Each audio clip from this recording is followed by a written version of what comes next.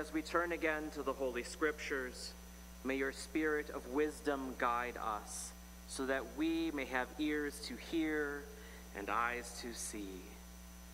Amen.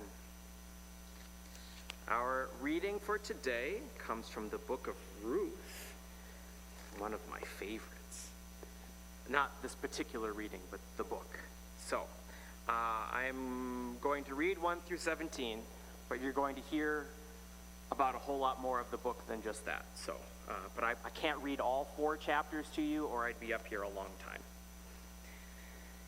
In the days when the judges ruled, there was a famine in the land, and a certain man of Bethlehem in Judah went to live in the country of Moab, he and his wife and 2 sons. The name of the man was Elimelech, and the name of his wife Naomi, and the names of his 2 sons were Mahlon and Chilion. They were Ephrathites from Bethlehem in Judah. They went into the country of Moab and remained there. But Elimelech, the husband of Naomi, died, and she was left with her 2 sons.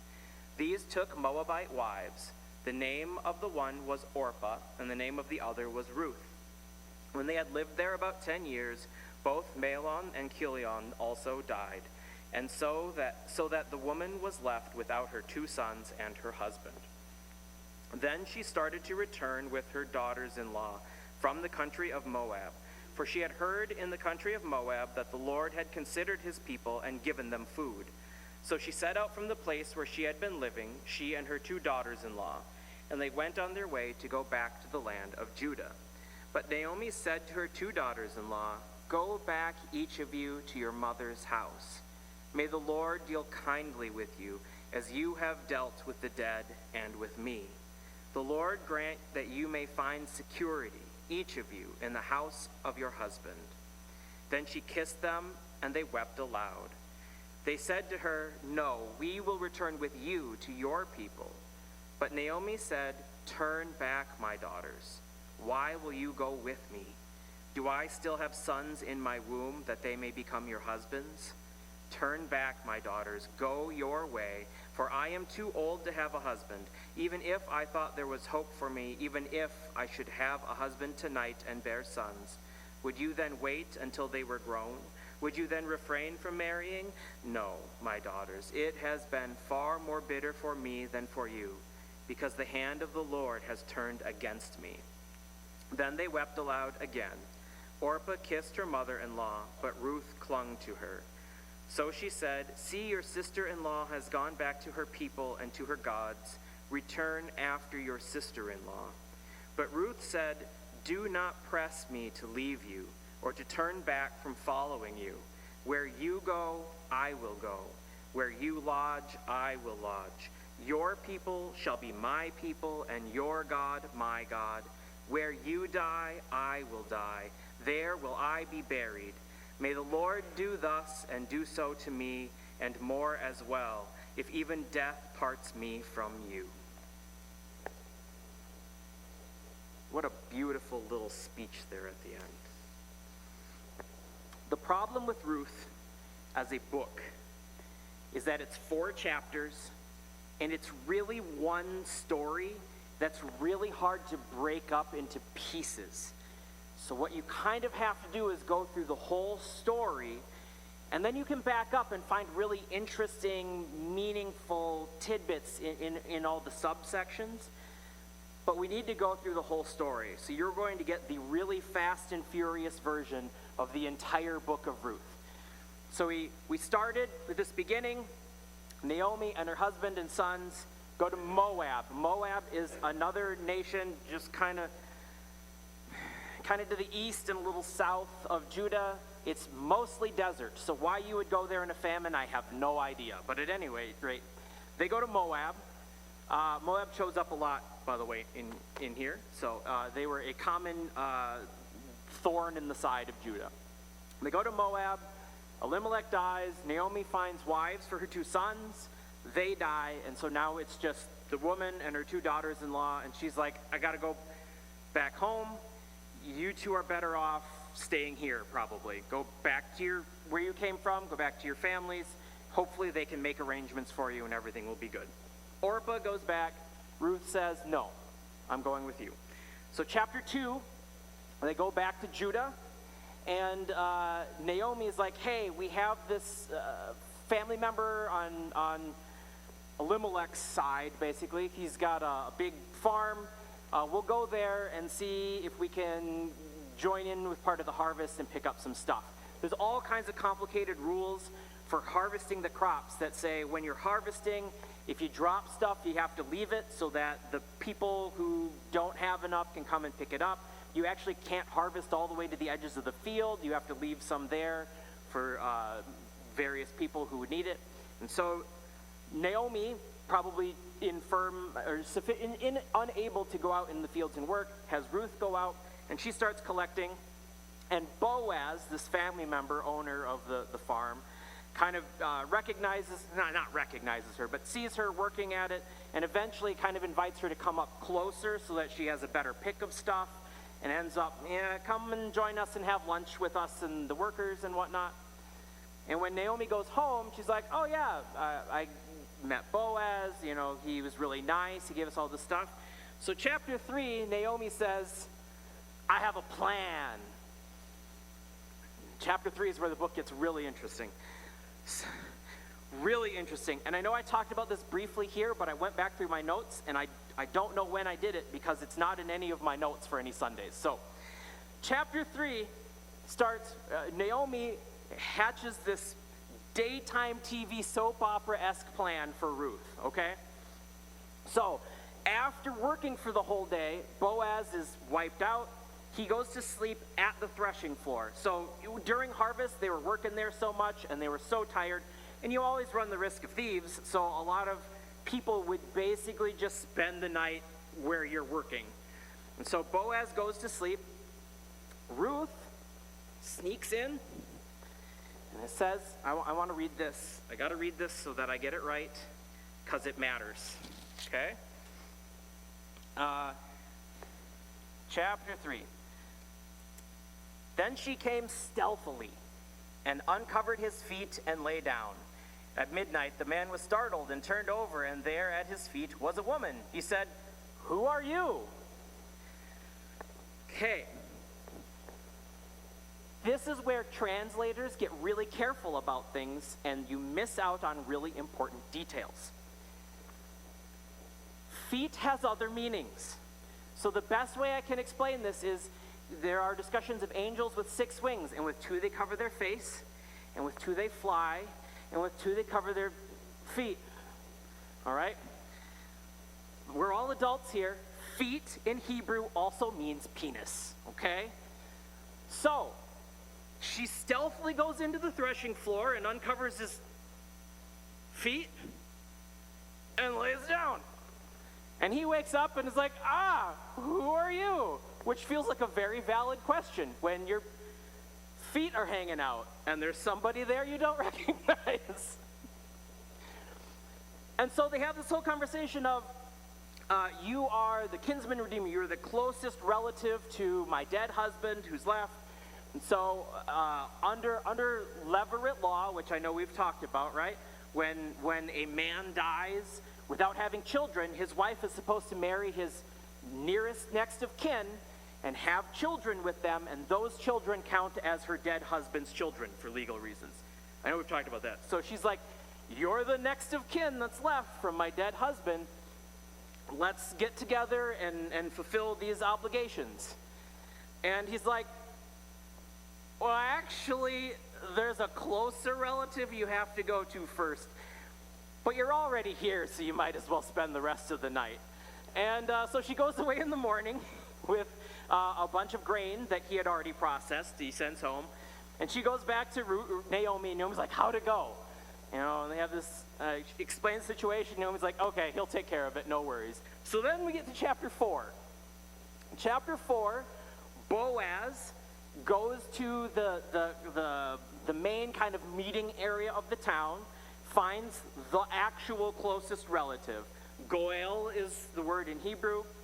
It gets translated usually as redeemer or kinsman redeemer sometimes. But he goes to the closest relative and says, hey, Naomi is back in town, and she is looking to get her dead husband's property redeemed, right? We keep it within the family. And the guy's like, oh yeah, I will absolutely buy up that land, and you can expand the farm a little bit here. And Boaz is like, okay, but along with it is his son's widow, Ruth, who's a Moabite. And the guy goes, never mind, I'm out. For any number of reasons, right? He didn't want more mouths to feed. He didn't want to split up his property then amongst more descendants, because part of that land would go to Ruth's children, because her children don't count as this other guy's. All right? And he goes, okay, I don't want it. You can have them. So the guy has to take off his sandal and hand it to Boaz, and will forever be known as the man with one sandal, which is the greatest kind of tongue-in-cheek insult. Because remember what feet means, right? So this is the guy with one sandal. So because he won't fulfill his obligations. These are legal obligations that he's refusing. So Boaz marries Ruth, and they end up having children. And Ruth's great-grandson is King David. Okay. That is the lineage we are setting up here, is the lineage of King David. That's her grandson. So that's the really fast run through of the 4 chapters. I would really recommend you read it. It's so wonderful if you can get through the language to the really neat story that's going on in the background, right? Because it is really like a daytime TV kind of thing, I feel. So the question that we have to get to, though, when we're looking at this is, what is the point of this story, right? I mean, it's an interesting little narrative about the complicated relationships within this one family. Really, Naomi is in a lot of ways the main character, because she's there at the beginning, and Ruth helps her out. But even afterwards, when Ruth has children, the focus kind of goes back to Naomi and how happy she is to have grandkids and all of this. And I think there are 3 really important takeaways from the story, 2 of which are definitely intended by the author, based on when they're writing this and what they're putting together. And there's a 3rd one that I think is really interesting and valuable for us to consider, but probably wasn't in the mind of the author when this was being written. And that's the one I want to actually talk about first. It's so interesting to me, all of the things that get sort of ignored by the story, and then the follow-up stories that attach to it. So for instance, the whole point of finding Boaz, right, is the levirate marriage expectations. These 2, in a society where women didn't really have any standing, they had to be connected to men somehow. So levirate law was, at least in some fashion, meant to protect women who had lost their spouses. Well, your husband is dead, but his nearest relative still has a legal obligation to take care of you and make sure you have children to take care of you later on. It's a weird way of doing it. I'm not pro bringing that back or anything, but it is at least there in the background as a way to take care of them. So the whole point of finding Boaz is to make sure that these women have some kind of protection and safety and security, both from harm as well as financial, right? So they can eat. But levirate marriage specifies that the children of the union don't count as their biological father, not that they really would have understood that necessarily, but they count as the dead person's children, right? For all legal purposes, they are the children of the now dead man, so that you can protect that person, that family, that man's lineage, right, and future. At no point does it ever talk about Ruth's children as the offspring of Mahlon or Chilion, right? Which it never even specifies which one she was married to be clear. Because they don't matter. Their names, Mahlon means sickly, and Chilion means finished, or like over with. So their names are probably not real names, it's just their story elements. Because you would never name your children sickly and done with, you know? I hope. I don't know, there's some weird names out there, so maybe.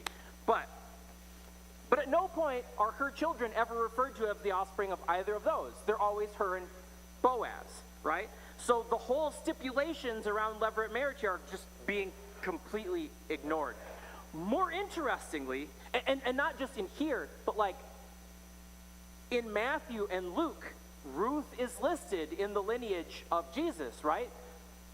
Ruth and Boaz, not Ruth and Mahlon or Chilion, right?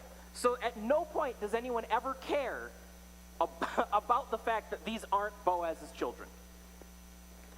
More interestingly, I think personally, is the fact that her great-grandson is David, okay? Fairly important fella. We've all heard and talked about a great number of times. But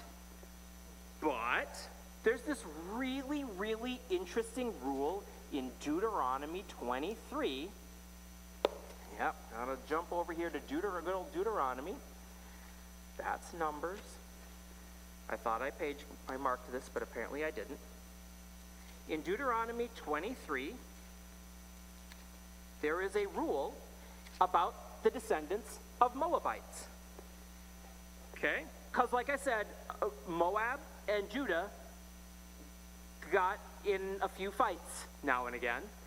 And so, according to 23:3, no Ammonite or Moabite shall be admitted to the assembly of the Lord, even to the 10th generation. None of their descendants shall be admitted to the assembly of the Lord. To the 10th generation. So David's not mom, not grandma, but great-grandma. So he's only the 4th generation out from a Moabite. And didn't nobody care whatsoever that he was descended from a Moabite. Even though this would preclude him from being even considered Jewish, even considered Israelite. Why does this not come up at all? I found two explanations. One, people desperately trying to make it all fit, says this only applies to the children, the descendants of male Moabites. Women don't count, so it doesn't matter, right? Just from their argument. I'm not saying that. Please don't cut that out and no, I don't mean that. I just don't have that little voice clip on me somewhere. Women don't, because their understanding of reproduction, they didn't think women actually contributed material to the process. And so there is this idea that possibly this rule only applies to Moabite men with Israelite women. Their descendants for 10 generations don't count, I guess. It doesn't say that here, and there's plenty of places where it specifies differences for men and women, so I feel like that'd be a weird oversight. But that, I think the more likely argument, much more likely argument, is that these rules are either written later and therefore weren't a concern when this story was going on, or nobody cared. Somebody somewhere had an axe to grind and put it in there, but the experience of people living under these rules. Who here knows every single rule on the books that we are technically under? Anybody here ever jaywalk? That's illegal, right? Anybody ever drive a mile an hour over the speed limit? That's illegal. So I'm just saying, just because it's on the books doesn't mean this is something that was important to anybody, right? At some point, they made this sort of idea, and it may be applied in this particular case, but day by day, nobody knew or cared. So, I think this story teaches us a little bit about how we understand a lot of the rules and procedures and things. There's so many rules, there's so many laws, there's so many ideas in here that at times they get in trouble for not following, and at times it's just pretty obvious. It's just a random little thing that's there if you need it. But otherwise, it didn't actually affect people's lives, and that was okay. Point number 2 that I think the author is genuinely going for is a great vision of a concept here that shows up a lot with respect to, it's usually applied to God. There's this word here in the text, chesed. I love languages that have sounds that English doesn't have. Chesed, you got to clear your throat a little. Chesed is this idea that gets translated as loving kindness or loving faithfulness. We had it earlier in here when I was quoting before, because I tend to grab a lot of different chunks of Bible and stick it together to make some of this stuff. But when I was, I'm on my wrong page. Showing steadfast love, that's that word hesed, coming from Exodus 20, verse 6. Showing steadfast love to the thousandth generation. Chesed is this idea of it includes this concept of loving, of binding oneself to something and caring for it, and showing a degree of kindness and concern that is not expected or required. Okay? So Ruth was not expected or required to stay with Naomi. There is no precedence, there is no practical reason, really, for her to have stuck with Naomi and gone back to Judah, to a foreign land for her, because remember, Ruth is from Moab. She's not an Israelite or a Judite. There's no reason for her to have taken the time and energy to not just gather enough for her, but for her mother-in-law, sort of. There was no need for her to go through this whole process to take care of Naomi. But she does. And interestingly enough, the person in the story with a legal obligation, right, the unnamed guy that Boaz talks to, who does have an actual obligation to take care of Naomi and Ruth, he doesn't do it. So the story of Ruth is this beautiful story of what chesed looks like amongst people. And this word is so frequently applied to God's relationship with God's people, it then becomes this beautiful metaphor of grace, right? That is kind of the stand-in for this. It's not that God owes us anything, salvation and blessing and all these things. It's that through God's loving kindness, God bestows upon us all kinds of good things because God cares. That is God's chesed. And Ruth becomes the image of this in the context of people who don't. The third reason, and I think the primary reason for the author, given the location of this text, chesed is sort of a tool that they're using in telling the story, or something that they're using in the story. But the purpose of this text has to do with when it is likely written and what's going on in the world at that time. Ruth is written at about the same time as the story of Jonah. I know people kind of know Jonah. We've talked about that. Not the whale part, the later part, right? Story of Jonah going to Nineveh and the Ninevites all repenting, right? And Jonah being mad that God forgives them for repenting because he wanted to see them all destroyed. So Ruth is written at about the end the later chapters of Isaiah, right? The end chunk of Isaiah comes at the same time. And that is to say, it is a story of what they call a righteous outsider, right? So Ruth is a Moabite. She's not an Israelite. She's not, at least until she later on hypothetically would be considered part of it, she's not the people this book is mostly talking about, right? She is an outsider to the Hebrew people who comes in and shows great loving kindness, shows how to live the right kind of life to the people who hypothetically should know that, right? Just like Jonah is the bad guy in his story, right? He's the villain of the story of Jonah because he wants retribution. He is this angry person hoping God will destroy Nineveh when God is really happy that they listen to him and repent. The city of Nineveh, who are historically never the good guys, are the good guys in the story of Jonah. And Isaiah has all kinds of texts about people from outside Israel, people from outside Judah, from outside the Hebrew people, coming in and worshiping God and being given their place amongst the people, even though they aren't from there. Ruth and Jonah and the end of Isaiah are probably written just after the exile in Babylon, when people are coming back into the land of Judah and trying to rebuild and reestablish themselves as a people. They're trying to recreate an identity for themselves. And they have with them a whole bunch of people who aren't them. Right? There's a whole bunch of people now who are not Judeans there. There's people that lived there after they were taken out to exile who came in and filled in the land. They've been in Babylon now for generations. They have spouses, they have children, they have grandchildren who are not entirely Judean.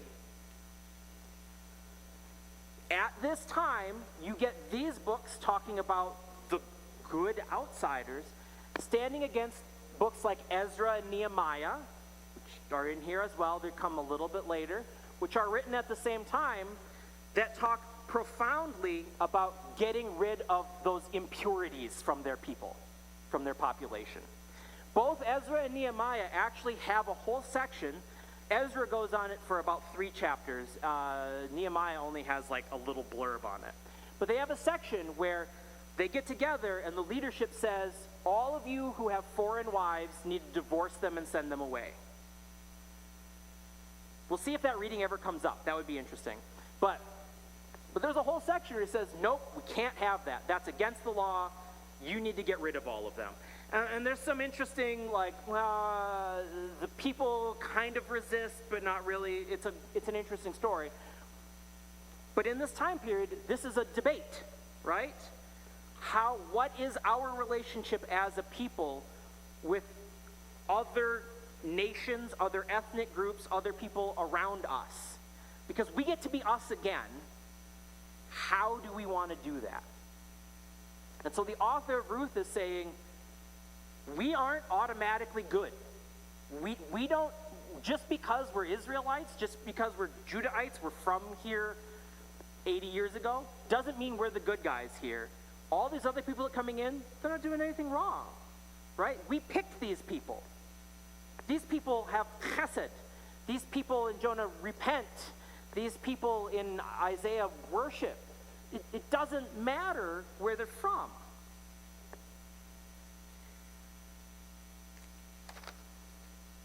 That, I think, is probably the primary reason for the text of Ruth, because they are trying to enter into that conversation from a perspective of our experience with God, our stories of these people who are God's people tell us these things. They tell us that there are Ruths out there, right? That there are Ninevites out there who are not our enemies, who are repentant. Because ultimately we are to be the people of God who don't have any boundaries beyond that, who span the whole world, because the whole world's God's, right? So all of these lines of ethnicity or of national, none of this is relevant in the people of God. What we should be looking for is loving kindness, chesed, how we show it to each other, how God shows it to all of us. That is what matters. And on All Saints Sunday, which is what this is, All Saints Day is technically the first, but we're the closest Sunday to that. The point is to remember that it's not just our saints. This is not our Saints Sunday. This is all Saints Sunday. Because most of those saints don't look like us. Don't come from the places we come from. They're from all over. But we are together one grand, holy, united family in God.